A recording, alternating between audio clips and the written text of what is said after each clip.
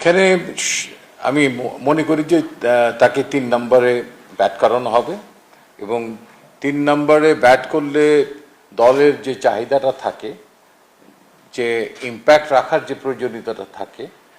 সেই রকম ভাবেই তাকে গড়ে তোলার চেষ্টা টিম ম্যানেজমেন্টের তরফ থেকে থাকবে এবং এই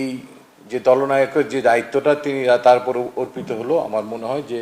সেটা কিছুটা রক্ষা করা এবং সুন্দরভাবে সেটাকে ক্রুজ করার দায়িত্ব একজন খেলোয়াড়ের উপরেও বর্তায়, প্রতিটা খেলোয়াড়ের উপরেই বর্তায় আমি মনে করি। তারপরেও এই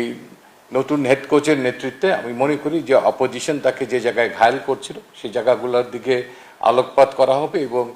সে যেন একজন সফল ব্যাটসম্যান হিসাবে আবির্ভূত হতে পারে এবং সামনের থেকে দলকে নেতৃত্ব দেওয়ার মতো অবস্থায় যেতে পারে। আমার মনে হয় টিম ম্যানেজমেন্টের তরফ থেকে সেই সাপোর্টটা তার জন্য থাকবে এবং